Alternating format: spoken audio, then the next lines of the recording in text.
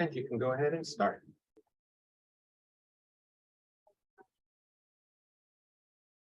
Okay, we'll call the meeting to order at 6:31 p.m. Welcome to the June 19th, 2023 meeting of the Library Commission.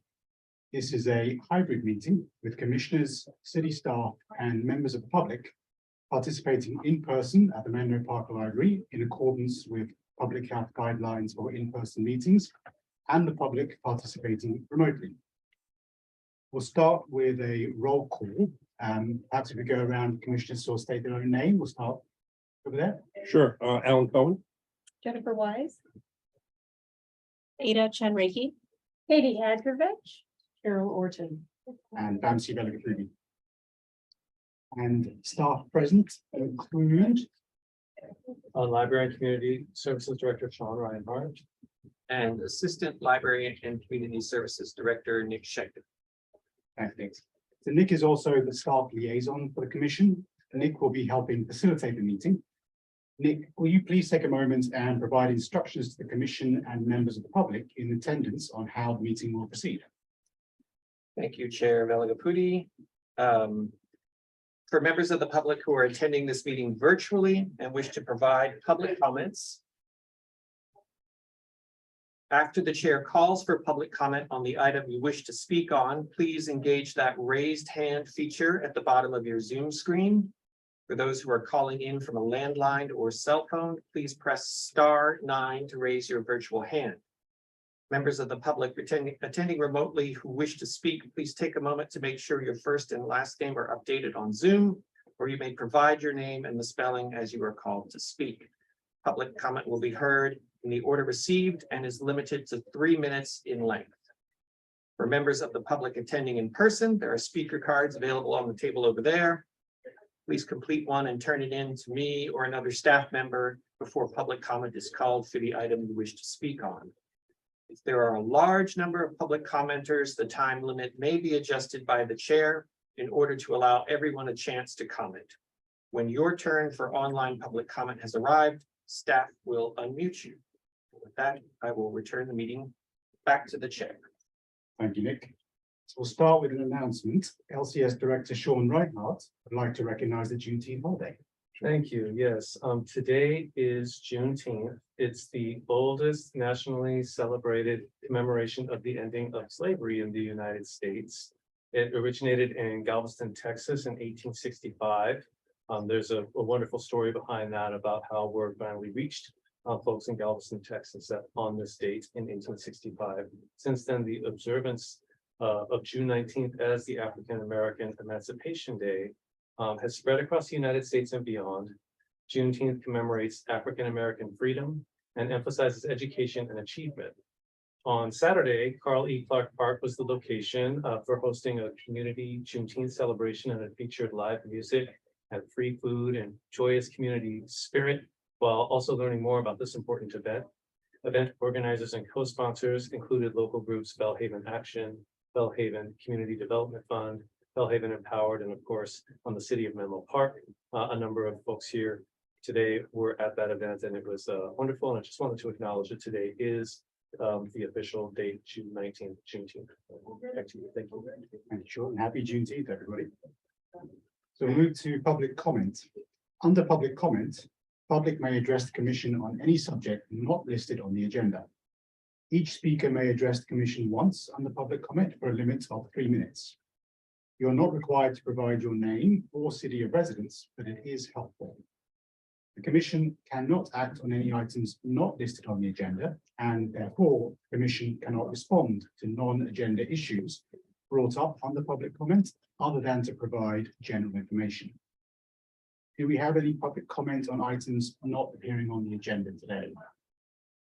At this time, if you'd like to make a public comment, please notify the staff by using the raise hand feature at the bottom of the Zoom screen.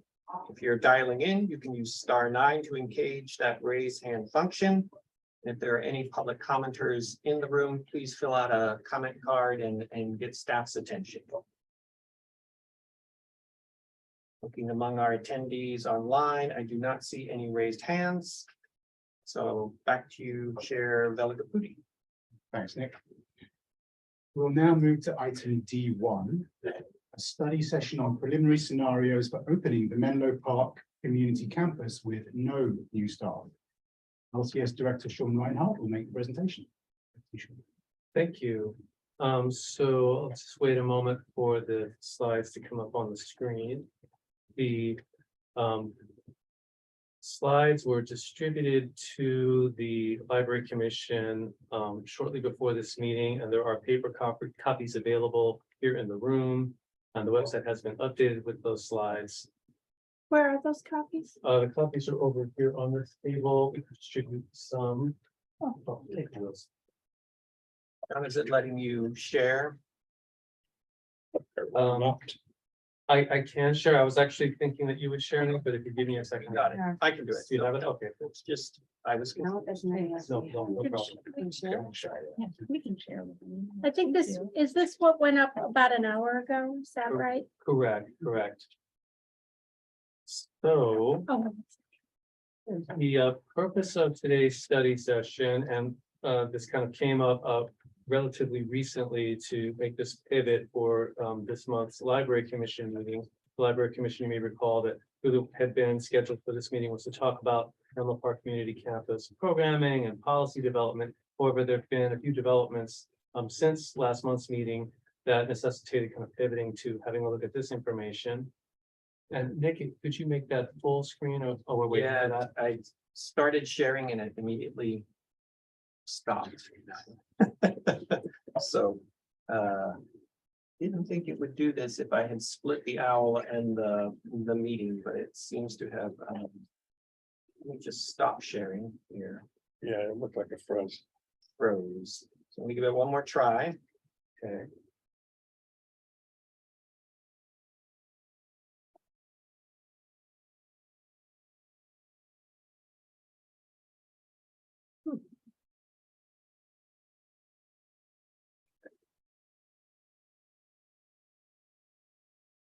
Only in this note thing and not in the projected thing. display settings.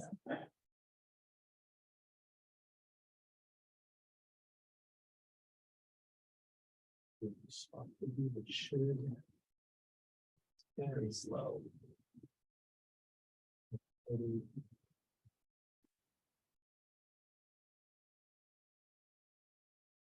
Always some technical. Yeah, I'm sorry. Time, so It, just bear with us, please. It's doing it properly on my screen, just not here on the, Perhaps I will have stop it. better luck here. I can give it a Do try. you mind if I Sean. give it a try? Please. Let's see.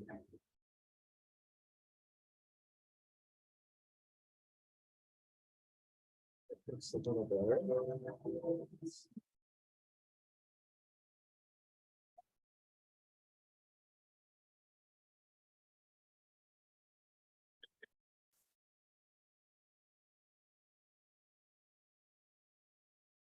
So the study session this evening is to, for the Library Commission to receive and comment on preliminary staffing scenario data related to the Menlo Park Community Campus. Let's see if this slides can advance. Great. This is a rendering of the outdoor terrace outside the senior center in the new facility. So an overview for this evening, staff recommends that the Library Commission again receive and review this data that's contained in this presentation. It's related to the staffing and operations in the new Menlo Park Community Campus. No recommendation or action by the Library Commission is requested at this time, but comments, questions, and feedback are welcomed. So a little bit of background. In September of last year, City Council reviewed community survey results related to desired programs in the new facility. The City Council also received some initial confirmation that service level enhancements, mostly new staff, would be necessary to operate the new center in the manner envisioned by the City Council and the community. Then in January of this year, City Council reviewed preliminary estimates that approximately 4 or 5 full-time equivalent new personnel, in addition to some new temporary staff, would be needed to support the gymnasium, the recreation center, makerspace teen lounge, the expanded library space, and other desired new programs in the new facility when it opens.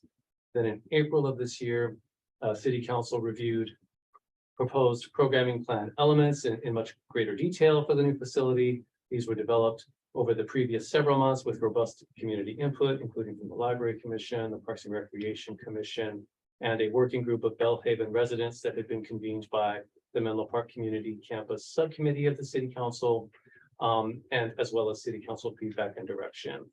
Based on that information, on June 1st, the proposed fiscal year 23-24 operating budget workshop included a more detailed service level restoration request for 6 full-time equivalent new personnel, plus the additional temporary staff to open and operate the facility.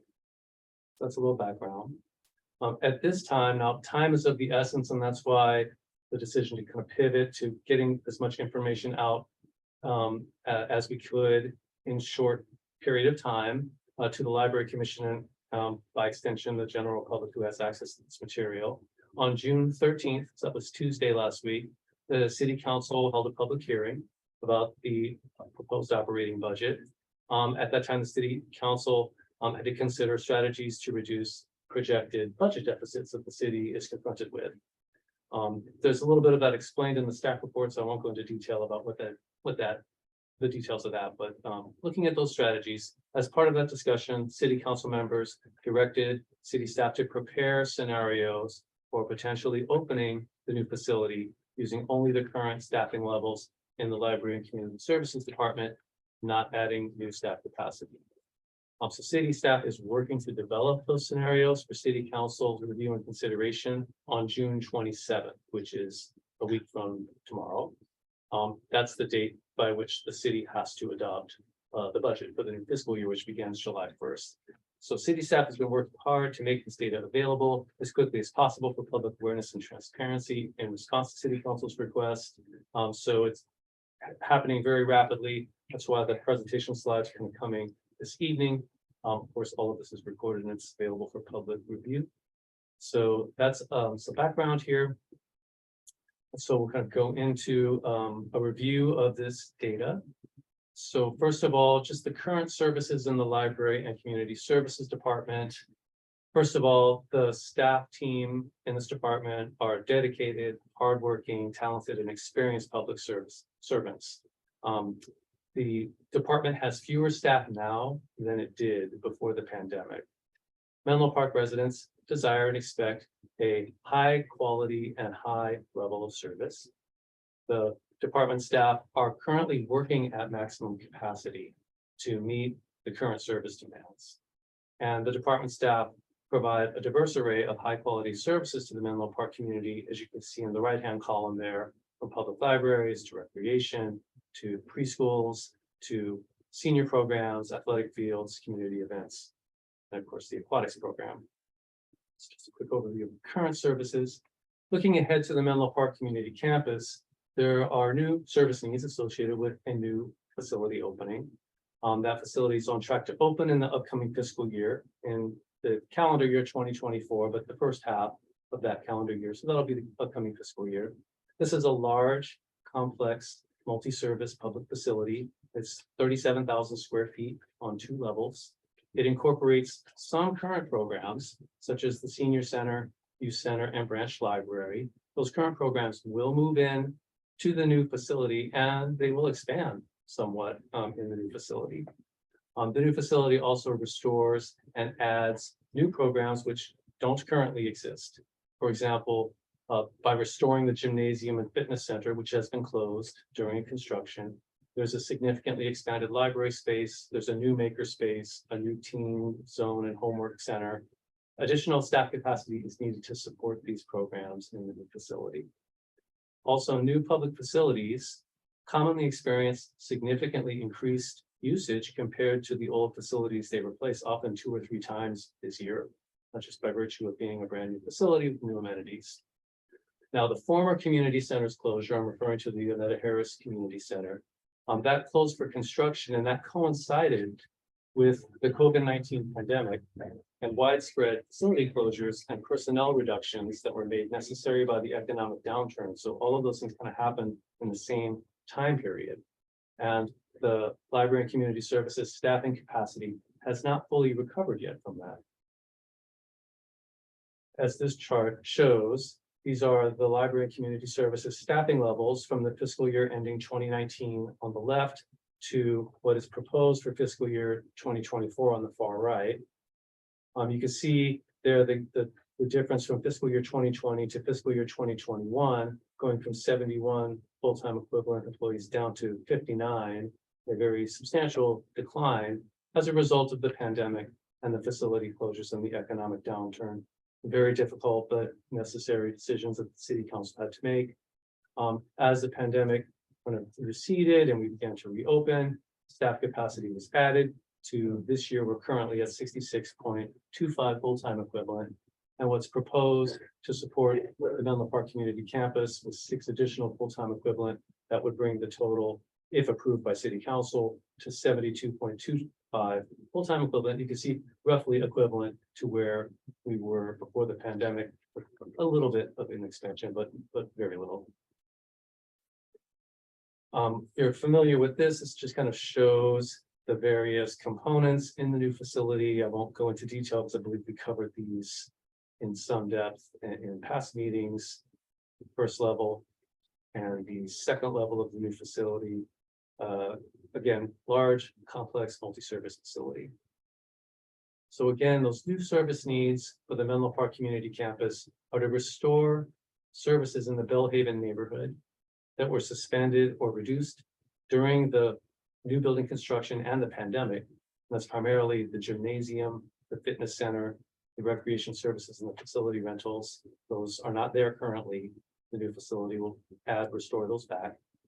The public library space will be expanded. It will be on 2 floors instead of 1.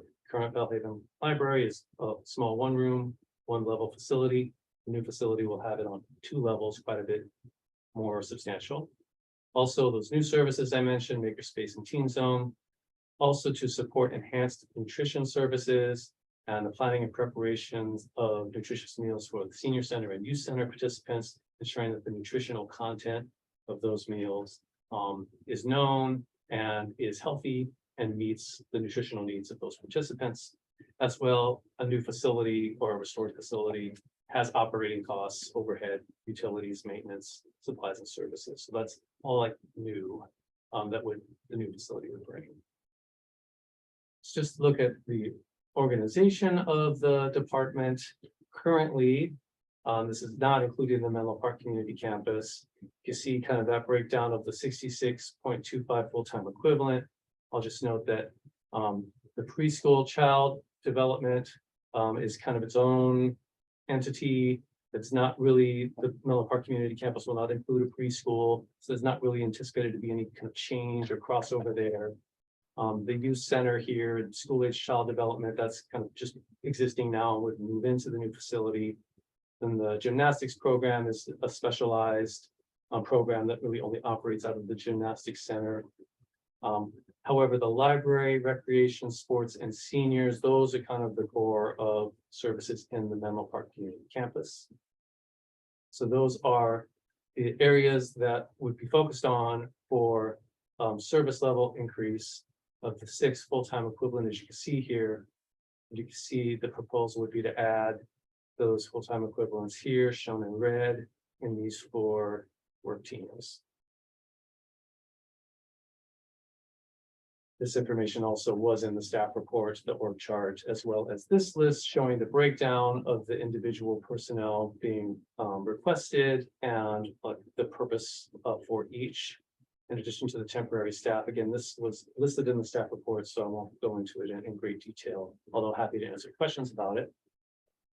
So that's kind of setting the stage, I guess, the current situation and what is in the proposal. This is a rendering of the front entry of the new facility. So then just diving into the staffing analysis and data being presented this evening. On the left there, we're really, again, focusing on those 4 work groups within the department. That's library, recreation, sports, and seniors.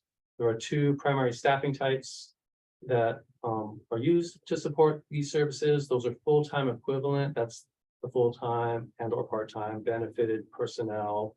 And then there are also temporary, kind of like seasonal and extra help, on-call help.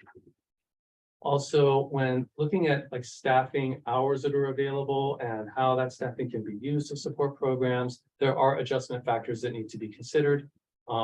Employees have leave that they can take, vacations, sick leave. They have breaks throughout the day.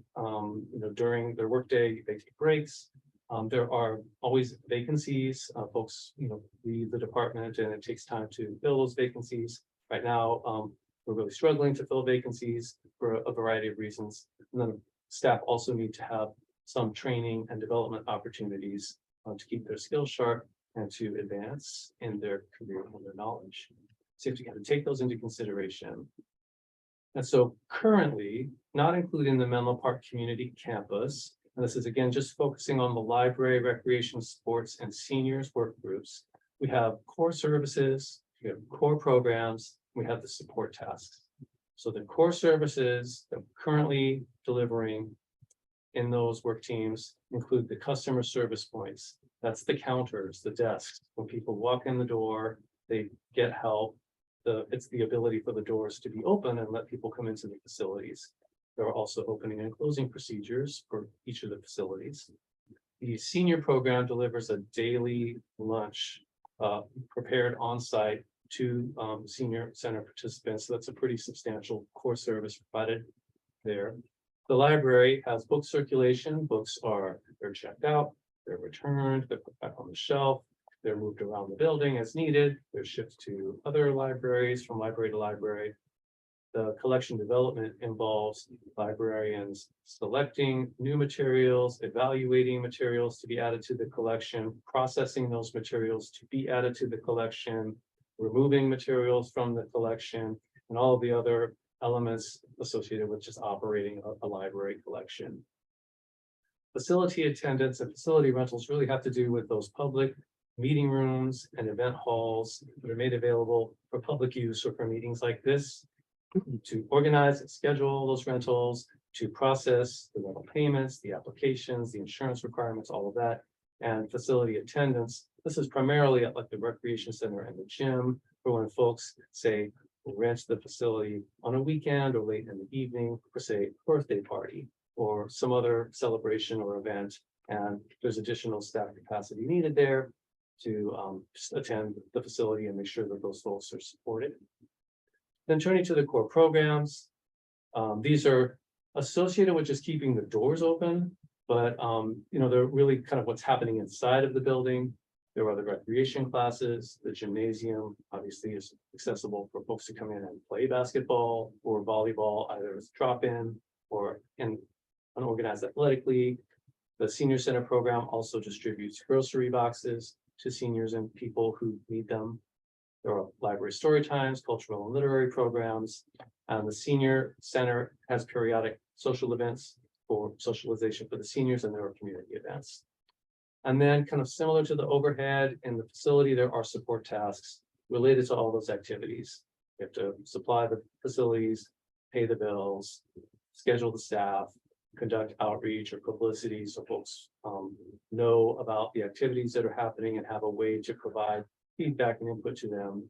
There's reporting that is required to report on the activities that are happening and to what extent. And also we have quite a bit of data entry and maintenance for like the library catalog or the recreation registration platform and so forth. And those are just kind of fixed entities that come with operating a public facility. So that's kind of the current universe. And I thank you for your indulgence to kind of really spell that out, because the slides are kind of summarizing it. I just want to make sure it's known and understood what each of those things entails. So then we kind of dive into some numbers. So our current raw total of staff hours in those 4 work groups, not including the Menlo Park Community Campus, you can see that breakdown there for library, sports, recreation, and seniors. And this corresponds to what you saw on the org chart, the full-time equivalents. This is just doing the math to calculate out what those annual hours would be. And it's probably most helpful and easiest to look at that number in a weekly format. And as you can see, not adjusted total staff hours for full-time equivalent employees in those 4 divisions currently is 1,100 hours staff time per week. You look over here, as far as the temporary and seasonal help. These numbers are what the number of temp help hours we've used in the current fiscal year, projected to the end of the fiscal year. So these numbers are very solid, as you can see. About 25,000 temp hours used this year. That breaks down to about 483 hours per week of additional temp staff help. And that's again currently. So 1,100 and 483 are kind of the 2 numbers to look at for the next slide. And you can see, here's where the adjustments come in. So you can see for full-time equivalent on this row, there's the 1,100, 483 for temp on that row. The adjusted staff hours are really about factoring in those leaves, the breaks, the vacancies, the training and development. These are hours that are not available for core services and programs because those hours are being used for those things, vacancies, breaks, and so forth. So you see there's a column kind of for each. I'll just kind of zip through the math. I will say that we currently have a 10% vacancy factor in here. In an ideal world, that vacancy factor would probably be closer to 4 or 5%. I do want to just call that out, but currently we are dealing with about a 10% vacancy factor. Also, I want to note that the difference between leaves and breaks for full-time equivalent and temp, full-time equivalents have a more substantial leave balances. That's pretty much what that breaks down to, and that's why the temp factor is lower. Training and development, we have a very conservative number here that I think in an ideal world would be a bit higher for folks to spend more time in training and development, but trying to be as conservative as possible. And over here, the right-hand column is really the one to see. On the screen here, Nick, there's, in the room anyway, there's this little black box that's sort of obscuring that number in the bottom right. You can see it on the screen though, and it basically is 1,088. So you can see it's gone from 1,500 raw total hours. And it's roughly a third of it is in those adjustments. And so really what's available for those core services is about 1,000 hours per week. And that's again, currently without the NPCC. And then this next slide, I won't dive into a ton of detail here, but this is just breaking down how many staff hours are spent doing those core services, those core programs, and those support tasks that I spoke of a couple slides ago. You can see the totals for those, 904 for core services, 98 for programs, 76 for support tasks, that's combined FTE and temp. And you're going to see these numbers on the next slide. So this is kind of wrapping it up on the current staffing. So what you see here, again, the column to really look at is the staff hours per week in red here. Total adjusted staff hours available, again, 1,088.4. The hours used for core services, 904. The hours used for core programs, 98. The hours used for necessary support tasks, 76. That's a total of 1,078 hours used for all those services. The remainder, or the delta, is 10 hours, which is about 1%. So the takeaway really from this slide is that the staff that is available is currently operating at full capacity. These next 2 columns just sort of reflect the same numbers on staff hours per year, or reflect them as what would be a full-time equivalent, in case that's easier to kind of understand the numbers. Although I just want to note that in this column, expressing it as full-time equivalent actually does include the temp hours here. So that's the current scenario as far as what's currently happening. This is a rendering of the sort of the back of the Menlo Park Community Campus building. The makerspace on the 2nd floor, just to kind of get a sense, a reminder of the scale of that. The children's library on the 1st floor, and again, there's this is around, kind of reminiscent maybe of the Bellhaven Branch Library. There's a whole 2nd floor, not shown here, for the adult and teen collections. Then just kind of coming back to looking ahead to the Menlo Park Community Campus and the additional capacity that would be needed. Same work groups, same staffing types, same staffing factors. Now here you'll see those core services, programs and support tasks. The lists are shorter because some current activities will move into the Menlo Park Community Campus. So those are not accounted for here. Those currently exist and they're just moving. What these next slides are really about that additional capacity that would be needed for those restored services that don't currently exist, or for those expanded services like the library going from 1 floor to 2. So really the focus is again on those customer service points. This would be adding 2 customer service points. We'll be adding opening and closing procedures for new building. The senior meal program is currently only serving about half as many meals as it did before the pandemic, just because it's on the other side of town now. And we anticipate when it's open in Bellhaven again, where most of the participants live, we'll see that program, the number of lunches probably double. And so that's an important increase. And again, the facility attendance and facility rentals that I mentioned. Over here, the new gym, drop-in sports and athletic leagues are obviously core programs there. The nutrition programs, again, become very important with the restored capacity, increased capacity, and the senior center program. And then, of course, there is not currently a fitness center in Makerspace. Those will be new. That's added need. And then the support tasks are pretty much the same. However, like an increase because we're talking about a new building. So some current capacity again can move in because the youth center, senior center, library are currently operating. But again, there's some new things being added to with this new facility, and it'll be busier. So there's a little bit more capacity needed for the support tasks. Oops. So again, sorry about that same breakdown, as you can see here on the left, these are the raw staff hours, 6 full-time equivalent requested. There's the breakdown of what they are, what that results in annual hours, and the weekly hours, as you can see, is 240 for the full-time equivalent staff per week. What's requested for temporary seasonal extra help is approximately 5,800 hours per year, which breaks down to about 111 hours per week. And again, this is just for the added capacity that's needed. And again, this is just those 4 divisions. So same chart as before. One thing to call out here is for the adjustments, is that for the MPCC, we're very conservatively estimating a vacancy factor of 0. I think our goal here with this new facility for it to be successful is we would not leave any positions vacant. We would ensure that it's fully staffed at all times. And so we're assuming no vacancies, at least for the first year.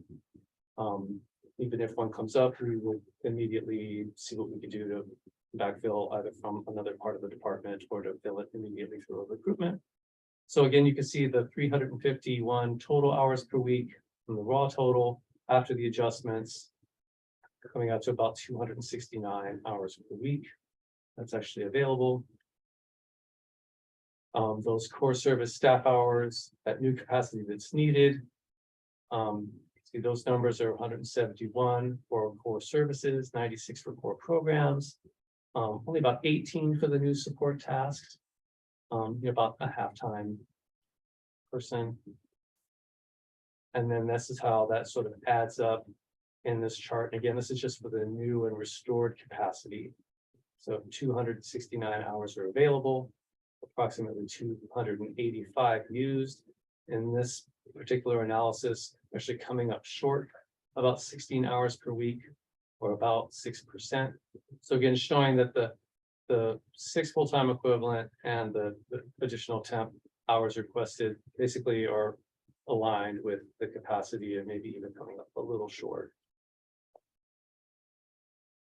So some preliminary indicators here, and there's actually a typo on this slide, and I apologize. So preliminary indicators from all of this, so that the largest uses of the new and restored staff capacity at the Menlo Park Community Campus are related to core services and open hours. New customer service points are adding 109 hours per week of staff time needs. The new and restored core programs are adding 96 hours per week. The typo is the necessary support tasks That number is not accurate, 76, that's actually 18 hours per week, so I apologize for that.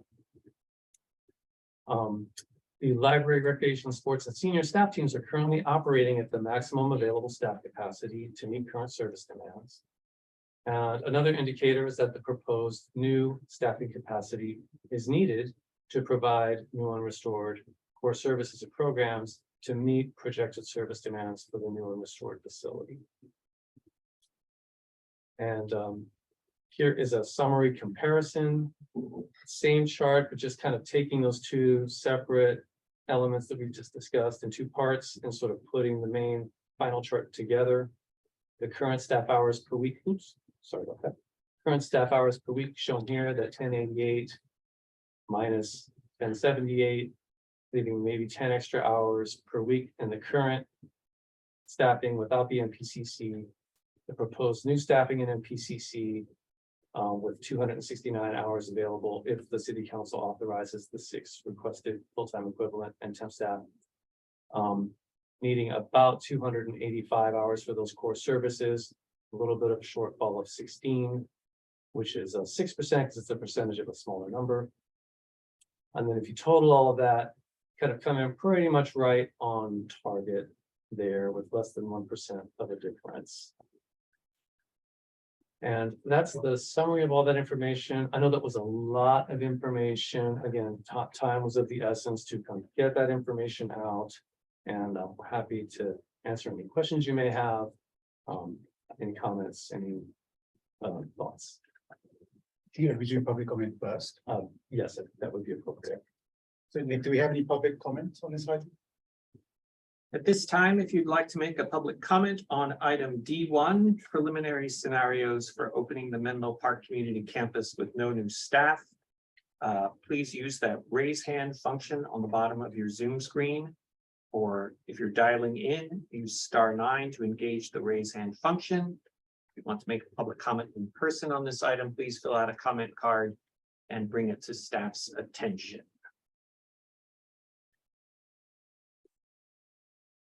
And I see no public comment on this item. Okay, we'll open up discussion. Do you have a question? Yeah, so I have two questions, actually. So, and I don't know if both of them are appropriate for me to be answered, so let me just ask them. So I'm just trying to sort of get a ballpark sense of monetarily what we're talking about here. So I don't know what an FTE equals. So are we talking about $500,000 a year, $750,000 a year? Total for 6 FTEs, what is it sort of, what's the fiscal burden anticipated? Yeah, great question. That information was included in the budget workshop presentation of public hearing. So the 6 FTEs plus about 120,000 for temporary staff, all combined, is about 950,000 per year to the city. Then there are additional operating costs, the overhead, the contract services for like contract recreation instructors, supplies and services with aquatics being a big one. That's about $1 million. Okay. Right, that's non-personnel expenses. And then projected $715,000 in revenue. So that would be primarily from like user fees, folks who pay to take a karate class, and we receive a portion of that fees. So the net impact to the city's general fund would be around $1.2 million. Okay, and that includes salaries, benefits, basically everything rolled in. Yeah, that's pretty much the whole Okay, package there. fair enough. Building maintenance, all of those things. Okay, and then just one more question. You know, some of these roles look like they could be either federally or state, perhaps supported to some degree. You know, meal plans, elder care, this kind of stuff. So I guess what I was wondering is, you know, it's sort of like having a bake sale to support public school things. Like, I'm never a big fan of this, but I'm just trying to think of a plan B, or has that exercise, have we gone through that exercise to see if any of the programs that we're currently offering at a city level are supportable by available grants or resources that are available either at a state or federal level? And If so, have those ever been inquired for? Are they eligible to be inquired for? What sort of the time cycle? Is it a year, 2 years ahead? You have to do them, and has that already been incorporated into the thinking? Because there may be, I mean, the reality is there very well may be some pushback, which would be a shame because you have a brand new building and you'd like to staff it up back to what looks to be a level that was commensurate with where it was before the pandemic, not much more. And considering it's a brand new building with what appears to be a greater breadth of resources and probably anticipated more demand. This shouldn't be a surprise to anybody.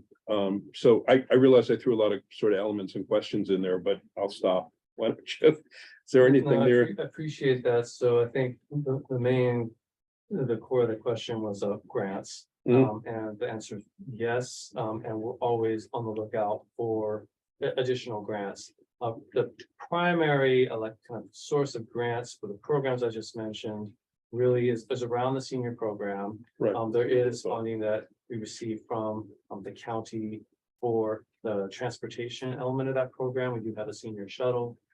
As well, there are some grants that are available for the nutrition program component. And in fact, the nutrition services element is really critical to make the program more competitive for grants. Because Right. in order to receive nutrition funding, for example, from like the USDA, you really need to be able to report on the nutritional content of the food that is prepared and served. We currently don't have that capacity. Right. So adding that capacity would make, especially the senior program, but also the youth center program, more competitive for grants. The other main source of revenue, especially to offset the cost of some of the recreation and sports program, are user fees. You know, a lot of our recreation and sports programs, the leagues, you know, there's a fee associated with them, and that's kind of a big part of what makes up the $715,000 in projected revenue. Okay, and can I be indulged for one more? So, you know, the irony, of course, is that as we sit here, we have a president visiting just the next town over because this is a very wealthy area, and they're fundraising for elections, and then another candidates in Southern California. So this is a part of the world in the United States that has a lot of resources available, at least privately. Which leads me to my question, which is, are there any rules against or obstacles if one needed to go to private resources, let's say locally, and say, you know, we're looking for somebody, an organization, a company or whatever to help sponsor or support the youth program for the next 2 years or 3 years, or the health and well-being program for elderly or whatever. Is that something that could be done if we needed to? You'd like to not have to go with your hat out, but I'm just wondering if that's another revenue resource stream. There's certainly precedent for it. Most commonly, those type of like private gifts typically are like of a one-time nature and typically are applied to one-time expenditures. And there are a number of like facilities. Right, like in Menlo build the building Park, across the street. a few like the Arriaga Family Recreation Center, the Arriaga Family Gym and Gymnastics Center. Also, the Menlo Park Community Campus itself really is the result of a pretty substantial one-time capital contribution from Meta, or formerly Facebook. It's less common to see like kind of an ongoing contribution that can really sustain ongoing operations, you know, that involve personnel and keeping the facility operating over time. There is precedent for that. Usually it takes the form of like an endowment that is created with those one-time donations, and then, you know, the It's investment self-perpetuating. earnings are then Yeah. used to help offset those costs. Some other ways that like private contributions can be brought to bear for operations, either for a defined period of time or even ongoing, kind of relate to certain fees that private entities pay, for example, developers, they will pay fees to the city, like in lieu of constructing parks. They will pay fees, like in lieu of fees. And so those are some of the ways to do it. In particular, when it comes to the one-time contributions of the endowments, usually a nonprofit partner is involved to receive the gifts and to manage the endowment. Menlo Park is fortunate to have a few nonprofit organizations, two specifically associated with the library, the Friends of Menlo Park Library, who do more grassroots type fundraising and provide funding to support all the library programs. You hear about those programs that would happen, about their ongoing contributions. And of course, there's the Menlo Park Library Foundation, which is a little bit more focused on building up or soliciting donations toward more like one-time capital fundraising projects. Although my understanding is the foundation is interested in exploring what it would take to create some kind of longer-term endowment fund that then private entities could potentially contribute toward. So I hope that answers your question. Yeah, no, that I was really just wanting to make sure that if fiscally, what there was a shortfall, if that was one possible pathway to help with remuneration, and it sounds like it is. Okay. Albeit non-traditional. Thank you. Well, I've just a clarifying question to make sure I understand, but the title of the study session is scenarios for opening and operating with no new staff. But we're not really talking about no new staff, right? You're talking about restoration of 6, which equals no, maybe just 1 new, is that right? The proposal is not. The proposal is to add 6 to restore back to pre-pandemic levels, correct? Yes, that's the proposal, and that's what the analysis kind of shows Shows would why, be needed in order to okay, operate the buildings in the way that up to this point, as all of the discussion and surveys and direction said is desired. But the current analysis that's come up in response to identifying strategies yeah, to address budget deficits in the city is to what would it look like to open the new facility without adding without the adding six. those 6. For Correct. current, right? and just using the current. So we haven't looked at that, right? Because you're basically saying everyone's at capacity already without the new center being open. And so you're suggesting that we need to have 6? That's the Yeah, proposal that's that the went to the city proposal. council, was to add the 6 to deliver the services in equal measure to what's kind of currently happening here, what kind of was happening before at the old center. However, faced with the budget deficit and city council rightly looking at all the strategies they can to address that, one potential scenario would be, what would it look like to open that new center without adding the 6 staff?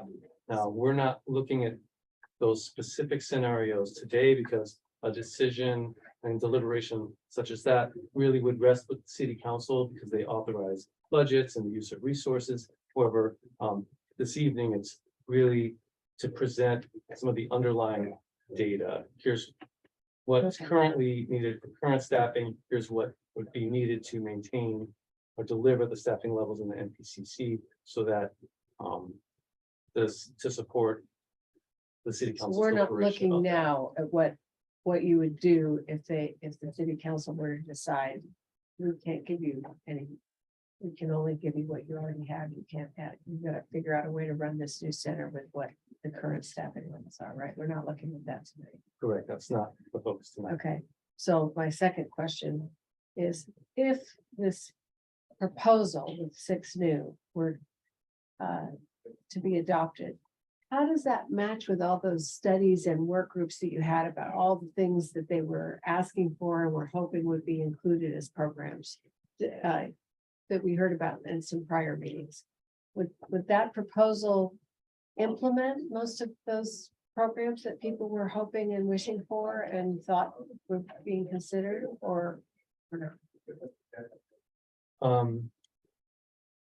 Yes, the I want to be cautious in talking about that because there was a lot. I know, of there was a dreams lot of- around this facility, A so. lot of wish lists. Yes, in that the 6 full-time equivalent and temp staff, as outlined here, would enable the facility to be open and operating with all the core services and programs that were described there. And in particular, the new and restored things, such as the gym and the makerspace and the fitness center. There were a number of other programs and services that kind of came out of that programming discussion. For example, support for job seekers and job training, healthcare navigation, other types of social services. Now, it really hasn't been envisioned that city staff would directly provide those services. Some of those services probably would involve partnering with other local organizations that are maybe already doing that work, or in some cases, simply hiring like contractors or vendors to do that work. Of course, there are costs associated with that. So that's why I say yes. And however, those elements would still need to be developed exactly what those would look like, and there could be additional cost impacts associated with those. So the focus in this analysis is really about kind of the basics, the fundamentals of opening the building, having the doors open, having those core programs there, having the staff in place that could facilitate some of those additional programs. Okay, last question. If we're not talking tonight about what you would do if there's no new staff, if the city council says, sorry, we just don't have it in the budget to add back these 6 people. Is there a point at which we'll get to talk about this again, or is it gonna be? How's that gonna work? Great question. That would depend on what the city council's direction is. Usually the city council, when evaluating some kind of new service or a change to a service, they often do look to like the commissions and the committees to kind of help do some of the roll up the sleeves work and evaluate the different options that then could come back to city council. So in that typical scenario, if the city council were to say, hey, we really want to look at this more closely, we want to develop some more specific scenarios, maybe understand what the trade-offs and impacts are. And a typical scenario there would be for the city council to say, have the library commission and Parks and Recreation Commission and some other groups, probably like that working group of Bellhaven residents I mentioned, look at that. But really that would be up to the city council to make that direction.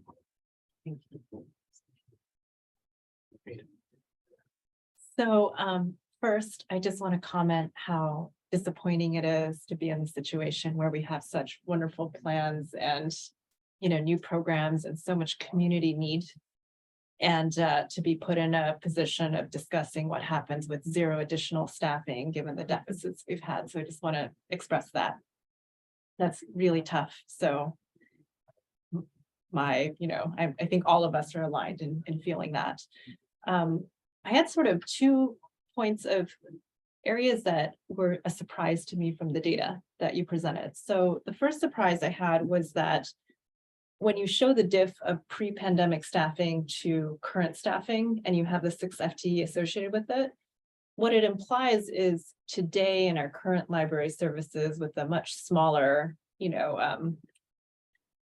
knowing that Onetta Harris was much smaller than MPCC, we're actually operating at less than our pre-pandemic capacity. So I would assume that if we added the 6 people, part of it would be, restoration of existing services. And so, what I would love to kind of understand a bit here is that I understand that the headcount is tied to the gap, but I would also love to understand how this benefits the broader city, because I can't imagine that getting back to pre-pandemic levels of staffing would not improve city services throughout, not just directly tied to MPCC. And so that's more just a comment on the surprise there, that it'd be great to kind of see, not only does this benefit MPCC, but also what else is being restored? Because I imagine there must be something there, given that we're barely coming back to pre-pandemic headcounts. So that was the first surprise. The second surprise is just a really minor one, but one of the things I noticed in the adjusted hours is that when you take staff hours, you actually reduce them by 25%, which maybe I don't understand that right, but it suggests that every person you hire 3 out of 4 months, they're not working. And so I can understand that with tenure and everything else, but then the new headcount has the same adjustment. So I was just curious, like, does the city have 3 months of vacations and holidays and breaks, or, how do you, is that plus sick days? How do you factor that in? Yeah, so I hear what you're saying on that one. I wouldn't say that staff aren't working. I would say that there are just factors with employing people.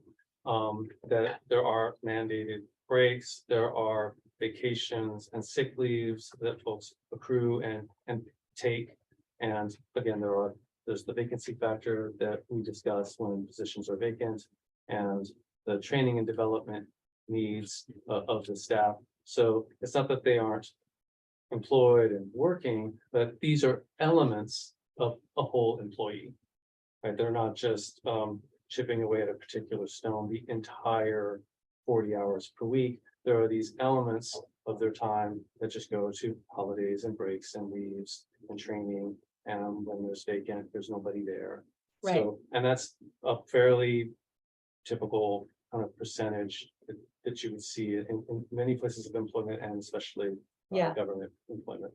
Yeah, I think I understand that. And I just saw that you had portioned it out by learning and development and vacancy. And then there was like a leave percentage that was 25%. So maybe there's something in there in the framing of it that I don't understand, but that was just a surprise to me. Wanted to comment on that as far as presentation.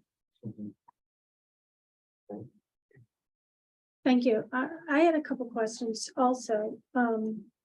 My understanding, thinking way back prior to the pandemic and sort of the simultaneous closing of the Onetta Harris Center, was that common complaints we heard from residents at different meetings was that the Onetta Harris Center and also the library were not, the Bellhaven Library branch, were not open at the same hours, the same capacity as this library and the community services available on this campus at the gym and otherwise. So when thinking back to that and knowing that there were some problems with that, when the Onetta Harris Center was actually open for people to be able to use the gym, and then the library, I just wonder about, the only thing I didn't see on any of this is what are the hours that are planned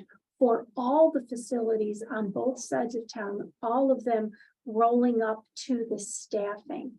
And if all of the facilities are going to be open and closing at the exact same times in either campuses.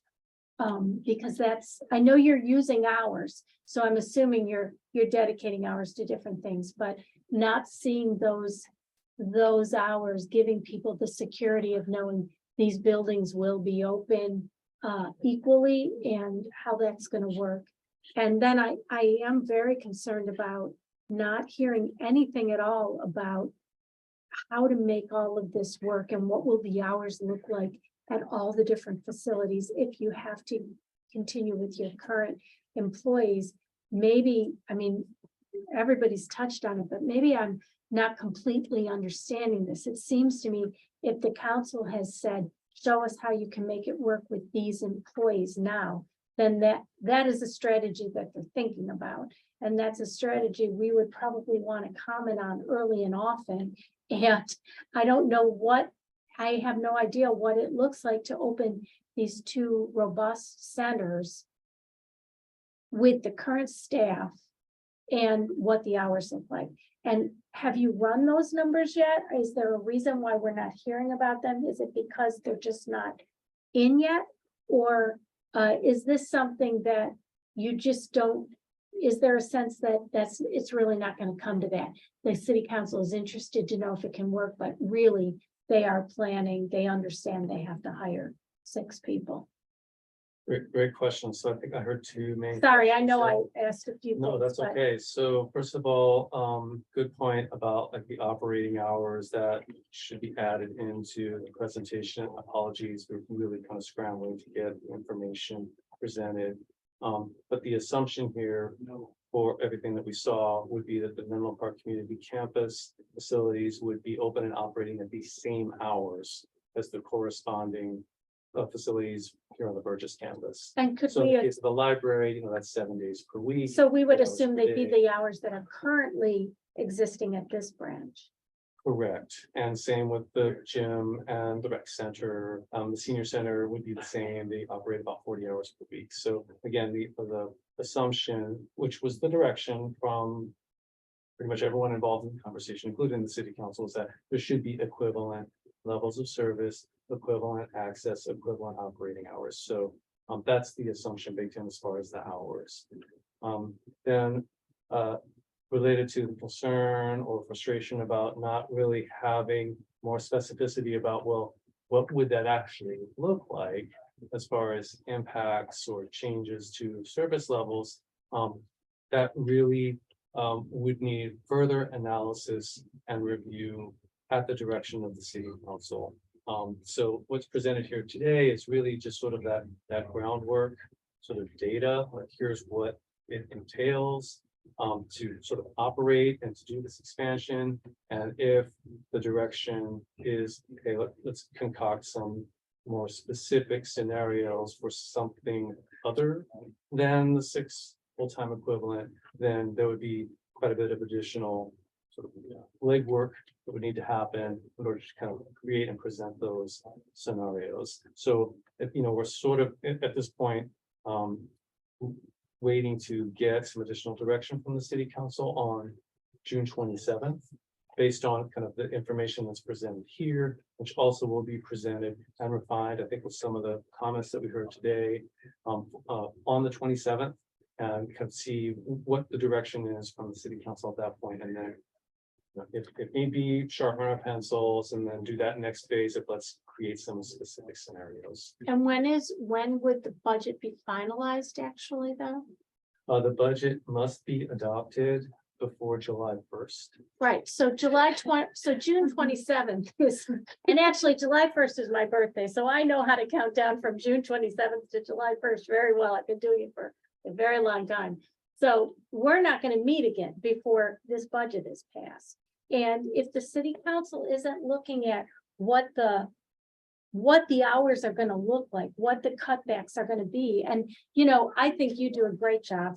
I'm not at all having any animosity towards you. I think your promotion to handling more than just the library was a wonderful thing for the city.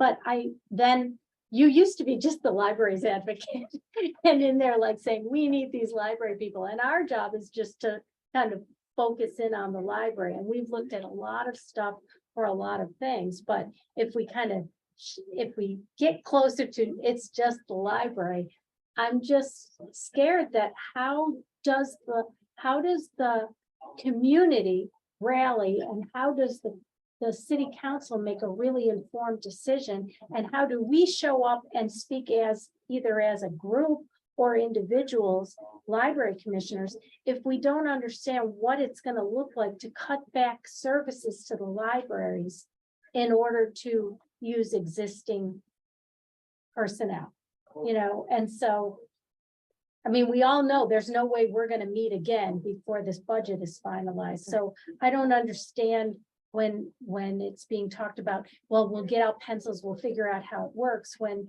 there's only 4 days between the 27th and the 1st. Thank you. And so thank you for the opportunity to clarify all well stated.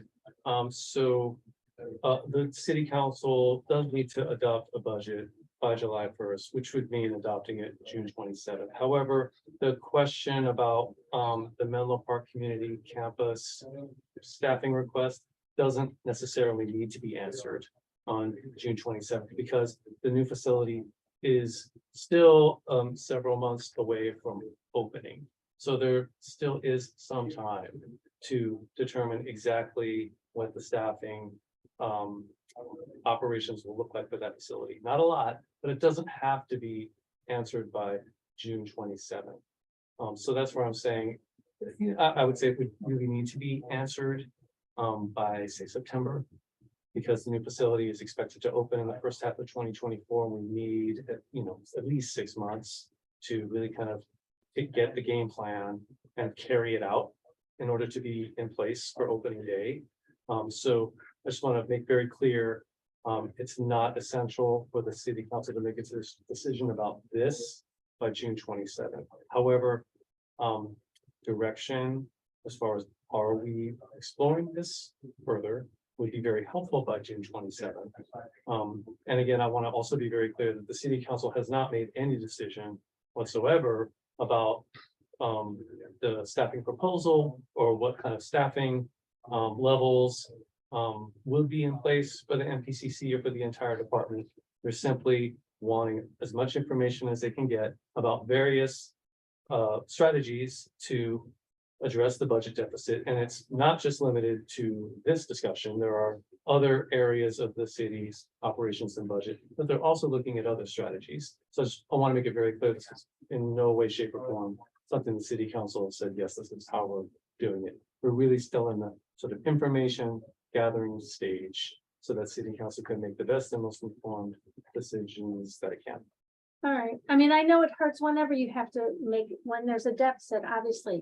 You're tightening your belts, it always hurts and there's always give, but they're making decisions about a lot of other things for July 1st, that if they don't understand what the hurt will be here, wouldn't it impact some other things that they might cut if they don't know? Yeah, I think that's a fair point, and I think the city council themselves have acknowledged that, and that's, I think, why we've been asked, and we've made every effort to get as much information together as possible, so that by June 27th, excuse me, at least there's more information available, so that they can begin to factor in those considerations. Again, we're not to the point of spelling out specific scenarios, but at least in this and some of the other potential strategies, they've got, a good grounding of some basic data to have those deliberations. Okay, It sounds like the main takeaway from this presentation is that if the city does not grant the 6 headcount, then it would, to service MPCC, it would result in a citywide reduction of library, rec, and sports services, because we would have to take an entirely full capacity system and then pancake it out across an additional facility. I wouldn't Larger. quite go that far, because we really haven't done that level of analysis. I heard some creative solutions about potentially additional revenue. There's we just haven't really quite gotten to that point to say, yes, it absolutely will result in some level of reduction that people feel. Okay. That is analysis that would need to happen.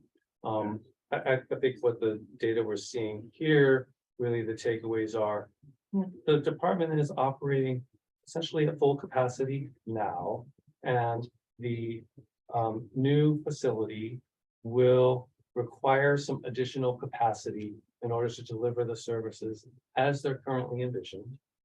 And so that's something that we would need to kind of work through to kind of understand, how do we minimize or potentially have no appreciable impacts, and what would that take? As I sit here now, we haven't done that analysis, so I can't say, but I want to be careful to just make clear that Yeah. we're not at that conclusion at this point in time. so this presentation really is designed to justify why you absolutely need the 6. You're showing that there's no waste, there's no margin, the 6 will cover it. Is that the, That's Gist basically of what this, this analysis. you're showing you're being very efficient and economical, and there's no waste in it, but the 6 is what is needed. And then if they say, no, we can't even do that, that's when we start hitting the panic button and coming back and looking at what else needs to be done.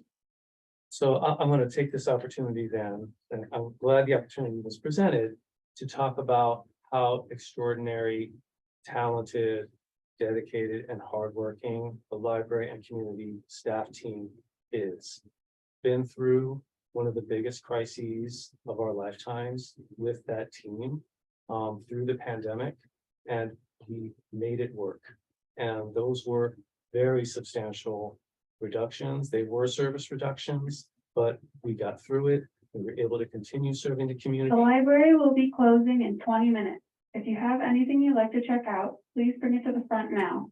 Restrooms will be closed in 10 minutes. Not for you. Don't say it's long. Thanks, Ray. During the pandemic, our services looked different. We did things differently. Some things we stopped doing. Some new things we started to do because just in response to the circumstances. Things have sort of returned to that much talked about, I think, new normal is kind of what we're in. So I just want to say that no matter what comes the way of this team, I know that this team is going to do the very best with what they're given. I completely agree with everything you just said, but I do want to point out that the pandemic happened at the same time Onetta Harris closed and staff was reduced. And I don't know what the city council will ultimately do, but I just have to say, just reading that title and the optics of, oh, by the way, we're not going to hire any new staff for your fancy new center that you've been waiting for how many years, and that, you know, for an underserved community to finally get facilities that are more equal. It just, that's gonna be really tough to justify and explain, however fantastic the staff is and however they will rise to the challenge. There's just no way you can add that facility and all of those services and not hire anybody new. It's just, but your presentation did a great job of showing why you are running everything so well and everybody's at capacity and you do need new staff. I'm just afraid if they don't agree and we don't, you know, the timing of it all, it just, it's really unfortunate. Can I ask one more question, Sean, to put you actually on the spot a little bit. What is your prediction or what is your expectation about city council's decision on these 6 spots?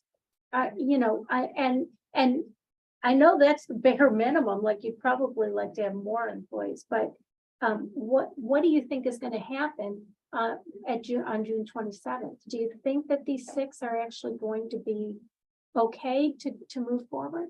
Could I add to that? Yeah, add to please, that question, which is, I think it will depend a lot on the tenor of your scenarios you present next week or how you discuss it. What I inferred from today was, in order to provide the services that has been agreed through multiple discussions, we need the 6. Anything less than 6, I know you didn't quite say this today, but I inferred this from the presentation. The data is anything less than 6 would mean there's something we can't provide. Is that how you will present it to City Council, or will there be a presentation that says maybe there's a way we can make it work with something less than 6? I worry that will make it easier for the City Council to say, okay, let's do that. Let's make it work with fewer. I worry about the tenor of how it may be presented. I just want to get a sense for, and I'm not putting, I understand putting on the spot as you think through it. I just want to get a sense for, I would go to City Council and say, it's a hard trade-off decision. Anything less than 6, we have to make a difficult decision on something not to provide. Let's not kid ourselves that there's maybe a way to make it work, notwithstanding the great work staff do. I know they can try, but I don't want to put them in that position. It's a difficult thing to do. And for us here on the Library Commission and looking at your report for the library, you're asking for 2 library staff, right? Yeah. Plus, you gave hours, but not numbers of temporary people. So then if there is a triage of it, how does it fit out? So thank you for all those comments. I think just kind of getting back to, I can't predict what the city council will actually decide or direct, but what I am 100% confident in is that the city council very much has the best interests of the Menlo Park community in mind. And they're approaching the budget deficit situation with that whole community in mind.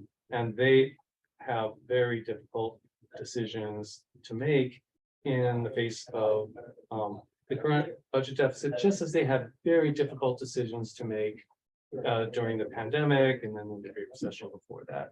So I'm 100% confident that that's what the city council will do, is really think about what's best for the community of Menlo Park and all of its residents from every walk of life, of every income level and every neighborhood, and try to be as fair and just and equitable as possible in the situation, and to make the most informed decision that they can. And when they make those trade-offs, to do that in a way that's very transparent, that has robust community discussion, involvement, and tries to minimize impact to the community, in particular, people in the community who are most vulnerable, to the greatest extent that they can. So again, there's a lot of other considerations around the budget deficit than just the new facility, although the new facility is a pretty big one. So again, I can't predict where that will land because there were so many moving parts, but I do know that that's how the city council has approached difficult decisions, and I'm very confident they'll do that again on June 27th and every meeting that they have. You want to add, Jen? No, I think all of my concerns have pretty much been addressed. I just like echoing what everyone else has been saying. Like, for example, you said that when MPCC opens, you expect the demand for like senior lunches to double. So if this is not approved and you just have to, the staff that you currently have to carry on, like, what is the plan? You just can only offer the amount of meals that you can, and we have to turn away about half the people at the door, that sort of thing. Or, and then also, would there be an opportunity to revisit? I mean, I know obviously budgets come up every year, but is this something that you could bring up at the next fiscal budget if it is rejected, to then attempt to just restore to the pre-pandemic levels, if not add? Yeah, great questions again. Exactly what it would look like. I think it's sort of a next step if the city council, does direct us to develop that. It's like specific to senior meals. There could be a number of different ways to sort of address that. So I don't want to necessarily get into those specifics here. But regarding other future opportunities or kind of a rebuilding type of approach to something like a major budget downturn. I think we only need to look at recent history. When the pandemic occurred and the downturn happened, there was a pretty significant retraction, facilities closed. In the case of the gymnastics center, it was closed for 2.5 years. And there was a slow rebuilding of staff capacity. The library reopening back up, the childcares were open almost the entire time, the rec center then opening back up, things opening back up over a period of a couple, 3 years, and the gymnastics center. So there is precedent for that more measured approach. There are other communities all around the Bay Area, Northern California, that we've studied in the course of getting ready for this new facility that had similar issues where got a brand new facility, they want to open, but there's budget issues, and then maybe they're only partially opening things, or they're only opening certain key components, and then other components kind of come later. So there's lots of different strategies there. The library will be closed in 10 minutes. But Sean, that If you're does working work on a a lot laptop, better please when start saving your work and shutting down. Restrooms are now locked. it's interesting to me because if you have to make decisions between a gym and a library, it's easy when they're two separate buildings. I mean, like the Onetta Harris Center, the MPCC or CC is one big facility. So then that presents its own problems, doesn't it? Like, you couldn't just have the library open in that without having guards or something set up to keep people out of the other spaces, right? It is a little bit different than a standalone building. So yeah, you would have to take those things into consideration. What are the paths to travel through the building, and which components, how do their hours sort of affect each other? Because again, it's not like you can just have the one set of doors. Also the one set of staff, so that definitely is a factor that's like different than the standalone facilities. I know you're answering all these questions from us and we're lobbing it at you like you are the one that's holding the money or making the decisions. And I appreciate your answering all my questions, all of our questions graciously and honestly. And I know it's tricky, but I do wonder if we're looking at all of us talking. I know you said at the very beginning, you're not looking for input or, us to do anything. But as library commissioners at the June 27th meeting, we don't have time really to come up with a presentation, but we can maybe talk amongst ourselves to see if we have a certain agreement about if any of us show up to talk and we say, I'm a library commissioner, I'd like to say something about this, whether it is something we shouldn't, say, but I'm speaking as a citizen, or if we should speak as library commissioners. On that point, I'll just note that other commission members, I'm just kind of letting you know the protocol.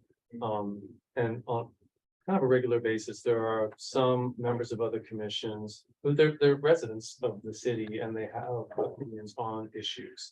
And although they haven't discussed as a commission about a particular issue, or their commission hasn't arrived at a specific decision or it's outside their purview. So what those community members do, and it's almost every meeting, at least there's one or two of them who do this, not always, but quite often, is they'll just mention their affiliation with the commission, but that they're speaking as an individual. Right, So it's very important for that protocol because you want to avoid giving the impression that you're speaking on behalf of the advisory body. Right, and that's because we don't have time to draft. I mean, we have had some things in the past where we have gone and said, I'm like the chair would go and speak as on behalf of the library commission, but certainly I don't know, it just seems like it's coming up so soon and this is very important related to libraries, like, again, looking at the whole thing, all of this budget, and then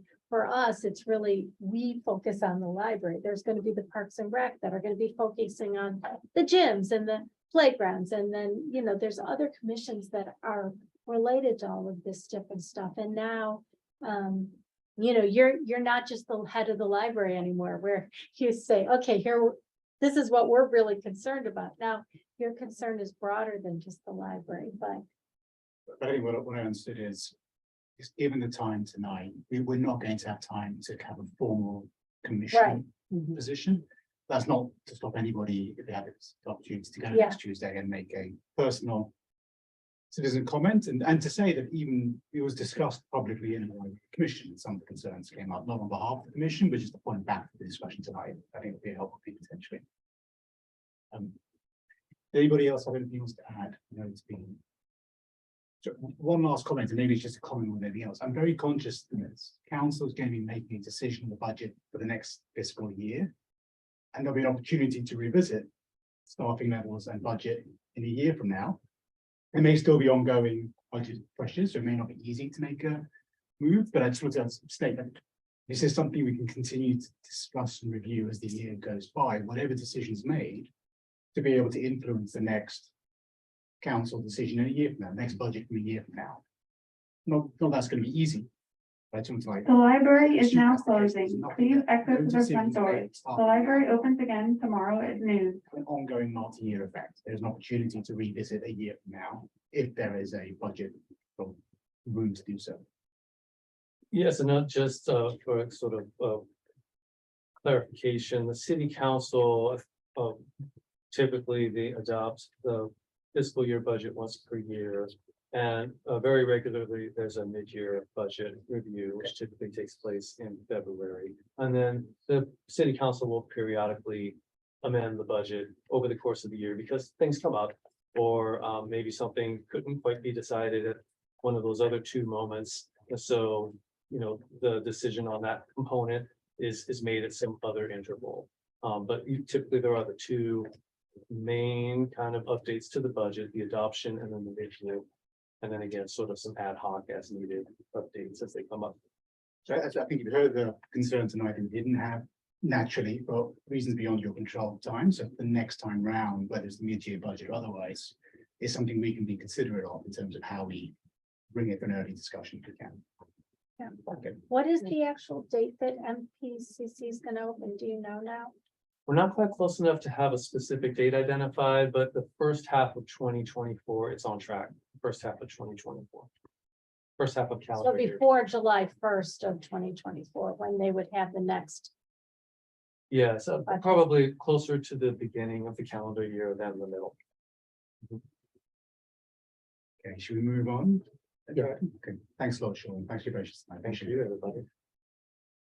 Okay, let's move on to just regular business. Under regular business, the Library Commission considers recommendations from city staff on policy matters or administrative actions that require Library Commission approval.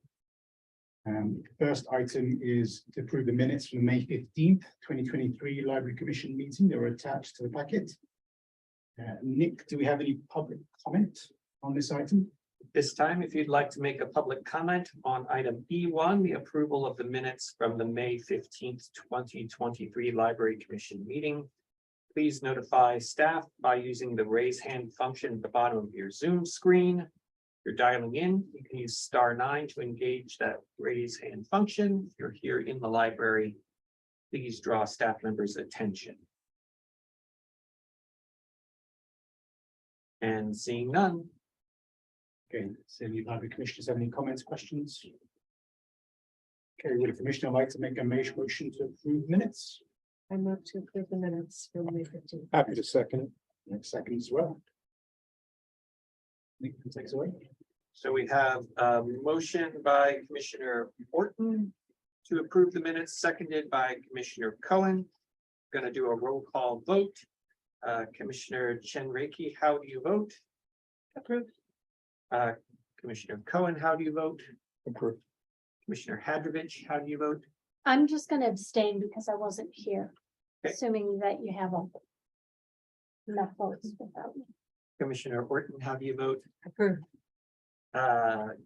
Commissioner Wise, how do you vote? Approved. And Chair Belagapudi, how do you vote? Approved. The motion passes with 5 votes in approval, Commissioner Hadrovich abstaining and Commissioner Singh absent. Thank you. Okay, let's move on to the informational items. Informational items are transmitted to the Library Commission in staff's efforts to provide an update on matters of importance to the Commission.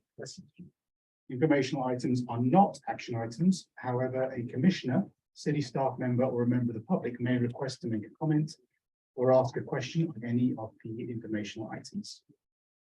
So first, we'll start with the department update. Nick will provide a brief introduction to this item. Yeah, just you can look at in your packet at the updates. We thought we would provide the commission with a little bit of information about what's going on in the department. I'm gonna try to screen share. There we go. Just some events going on, the budget hearing, which you heard a lot about. The library's summer reading game is well underway. If you haven't started signing up for summer reading, please do so. Some of the events are beginning this week. Thursday morning, we'll have our first summer reading event, other than the kickoff event.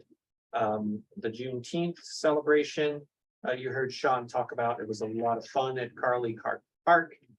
4th of July parade and celebration is coming up, and the summer concert series is starting.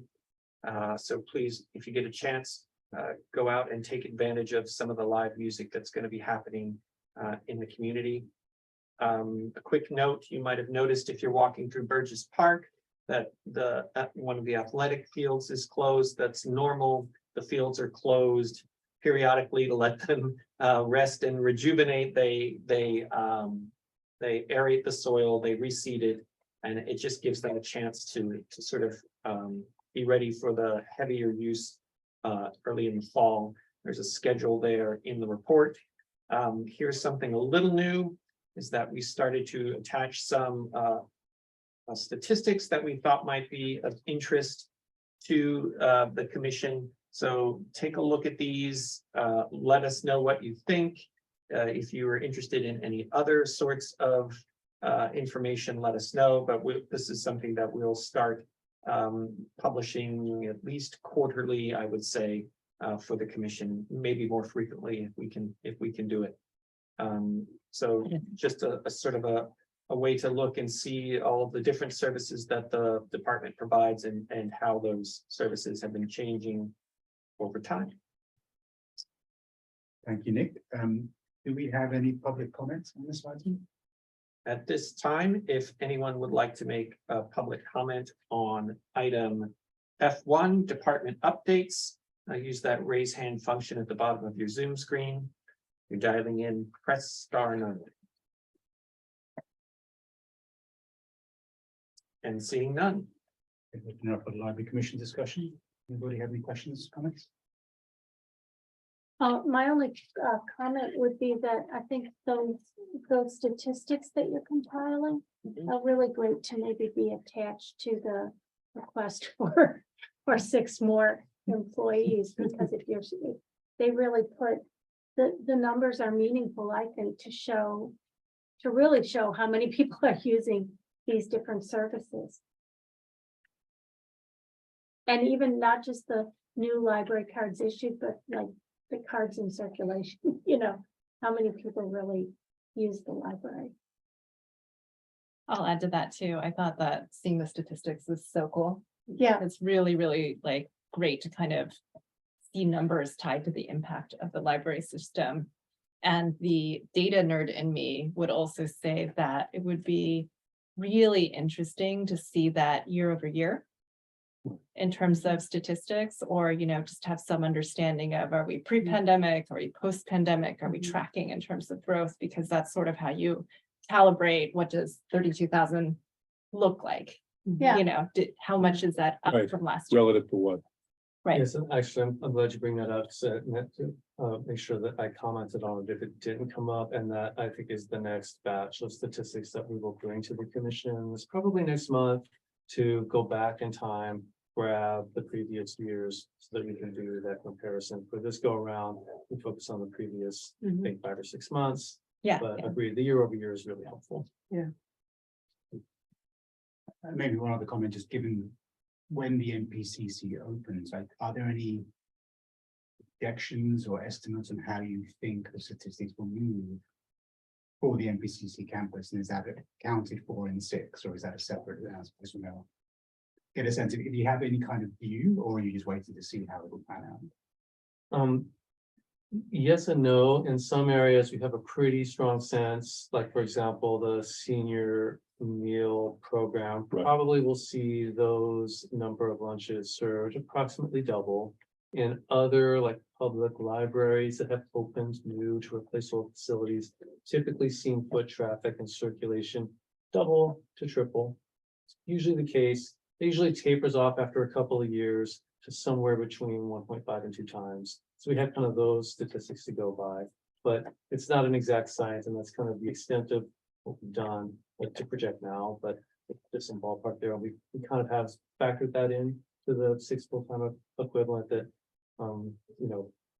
that analysis, at least at this point.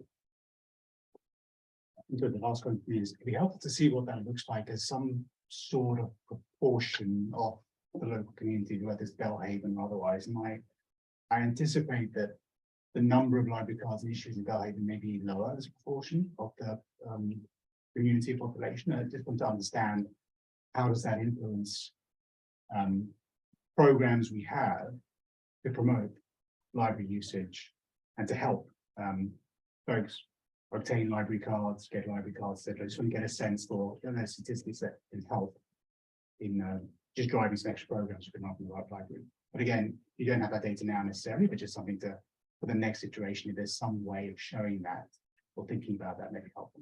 Let's just be sure I understand the question to also show sort of the proportion of the population in the vicinity So of for the library two cards, locations. and issuance as a proportion of the local population. So Belhaven versus still south of 101. Got it.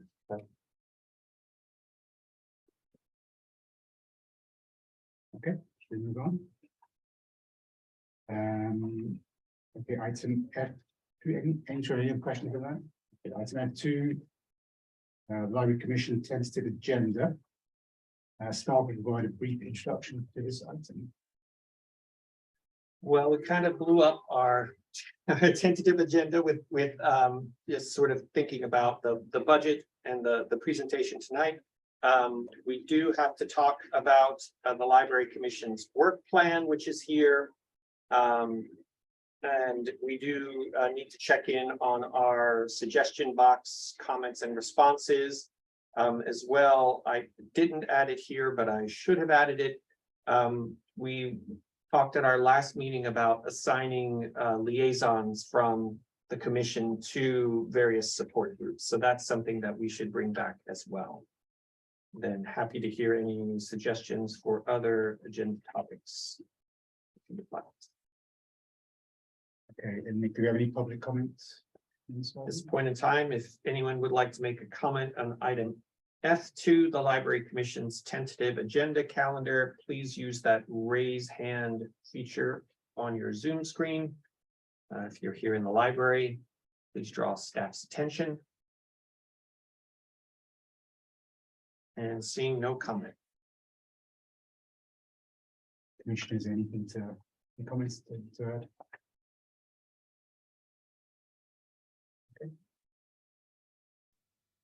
Do we need to do anything on that, Nick, or is that just? No, I'm just making some notes, and as things pop up, we'll stick them on the agenda calendar. That's part of the work that we do as chair in our. The only potential thing to add would be just the discussion we just had. Mhm. At a point which is suitable before the next mid-year review or whenever, so I'm not sure what month that would be. I don't know if it'd be prudent to talk about it next month. It'll be very fresh and. There's probably gonna be an update of what this council said, Right. so. So something maybe potentially to add for next month, and we can talk about it when we get to the Sure. agenda, but at least also another formal item maybe before the next mid-year review, if there's an opportunity to influence. Before the NPCC opens still. You know, one thing we used to do, can you put the, like, Oh, yeah, sure. back up, because I can't tell if it's still there. Sorry, I was closing down too quickly here.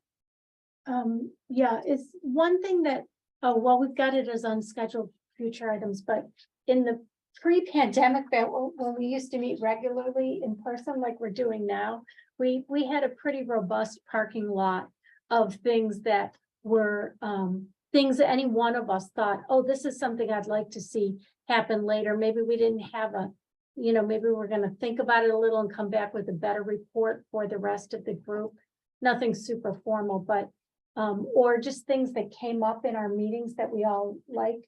We would put them all down there just to jog our memories and see how they would fall in. So it wasn't just things that the library staff was bringing to us to discuss. It was things that we would maybe come up with that we wanted to talk about as well. So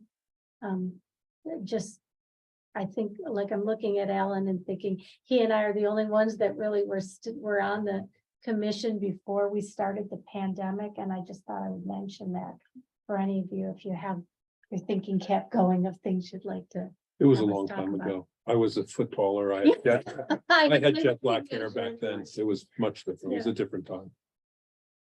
Predated the, I think, computers. I think David actually kind of came up with it and he was really good at putting things in there, but anyway. Thanks, Kate. Obviously, if anybody has anything to add now or next meeting, we are helpful. If I may, I just want to check with Nick. So I think we noted a follow-up of the study session discussion for July. But the timing on the work plan development would, I believe that is sort of time sensitive. And It's that supposed to be probably- done, it's supposed to be presented to the city council by September. So we were sort of building in enough time to surface the discussion, look at the old work plan. Maybe have time to discuss a new work plan and bring back a draft. It doesn't have to be necessarily a subcommittee or anything, but just kind of, we were just kind of building in a little more time for that discussion about the commission work plan. So my suggestion, just based on past experience, would be that maybe that should be on the agenda for July. Then there's time to talk about it, bring back maybe something that's sort of recommendable in August. That way, ideally, if that all works out, then it's prepped and ready to go for a presentation to city council in September. So if that works. Are they taking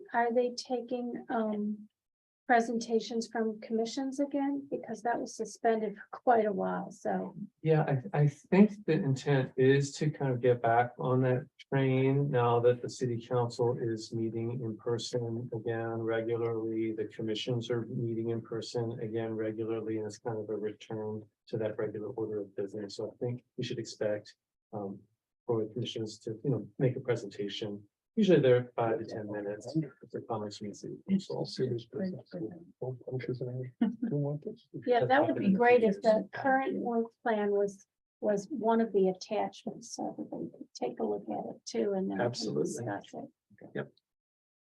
So two potential items for next month, the work plan, and maybe some discussion on how we can prepare the presentation before it gets printed, and then the review of the study session again, potentially after the budget discussion.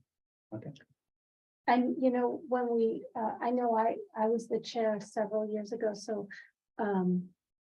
when I was the chair, our process was we talked about the work plan together as a group, and then I think we agreed on what our changes would be, but then I put together what was going to be my presentation to council.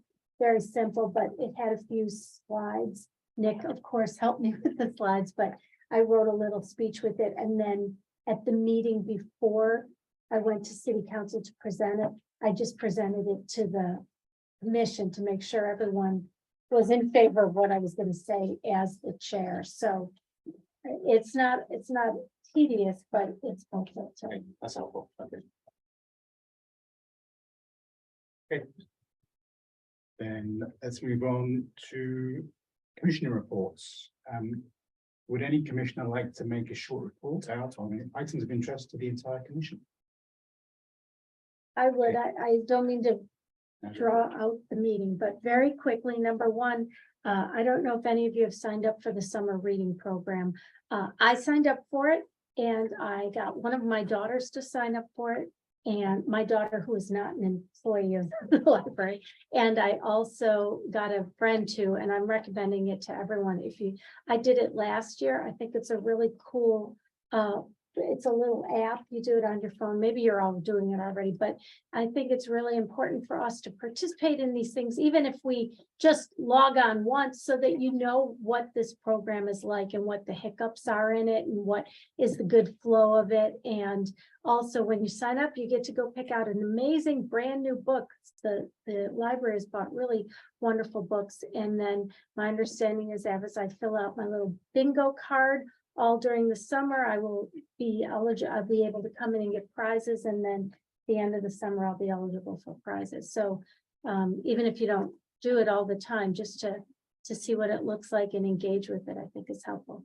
And also, I'm also a member of the Library Foundation. The new members might not know that, but I originally was the liaison to the Library Foundation for our commission, and then I was asked to join the board of the foundation. And so I've been a Library Foundation board member for, I think, 3 years now.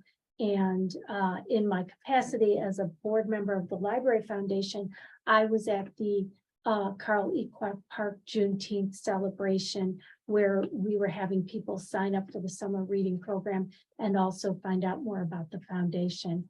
And it really was a wonderful event. And then the last thing that I wanted to mention, it's not so much a library commissioner report, but I have an ongoing question that's sort of a problem for me when we do these meetings, because before this happened, before we were doing hybrid meetings, and then when we were all zooming in from home, I was always able to know exactly how many members of the public were tuning in throughout the meeting or were here in person. And I find it to be a little disconcerting not knowing if there's members of the public viewing our meeting and who they are. And so I don't know if there's a fix for this. It's not really a library commissioner report. And if no one else is concerned about this or wondering about it, maybe it doesn't matter. But I found through the years that I've been a library commissioner, by knowing which members of the public are coming to our meetings, I also get to know members of the community that are concerned about the library. And so, and they know me, and I just think it's a nice two-way street. It's obviously these meetings are recorded, so anything we say, anyone could look at anytime. So we're always thinking about what we're saying as members of a commission, but I really think it would be a service to all of us if there was a way to fix the presentation so that we know how many members of the public are attending, and if possible, who, while the meeting is going on. Comment on that last one. So just to kind of talk about how the city council proceedings sort of get at that issue.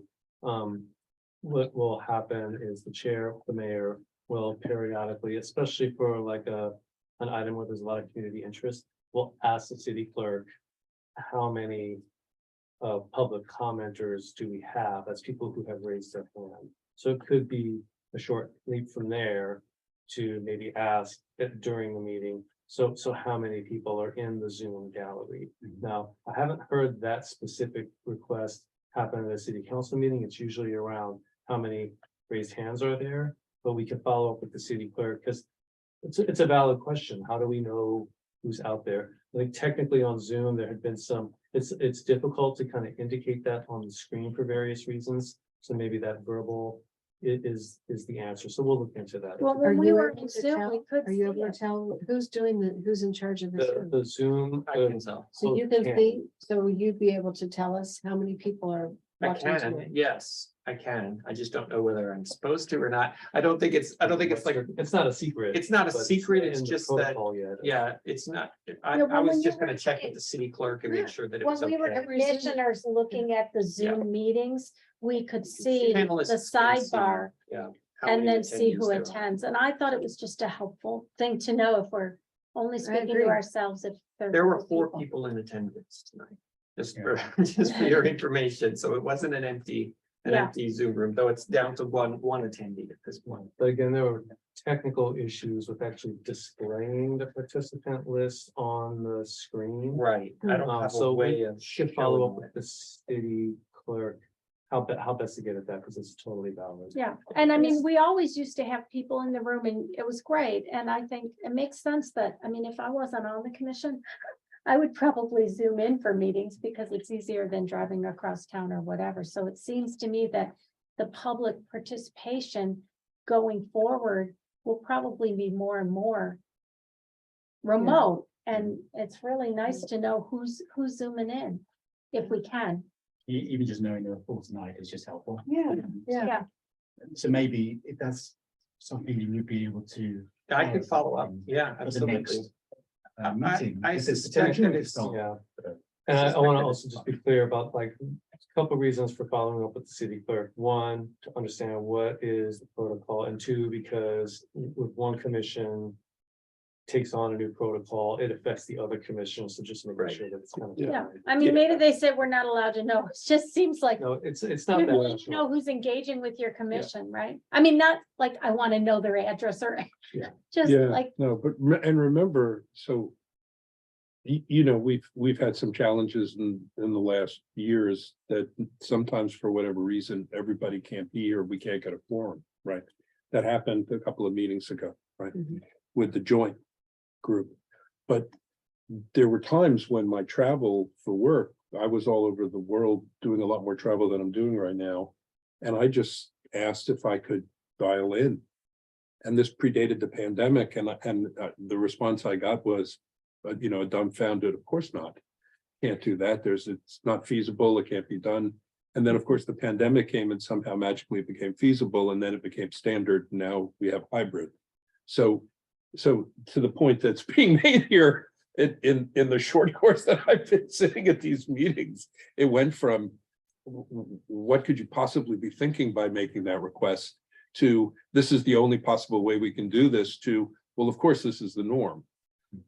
So things have moved rather quickly, but there was, to the point that was just being made, a lot of this had to do with consistency. So what's given as a gift is soon demanded as a right and not a privilege.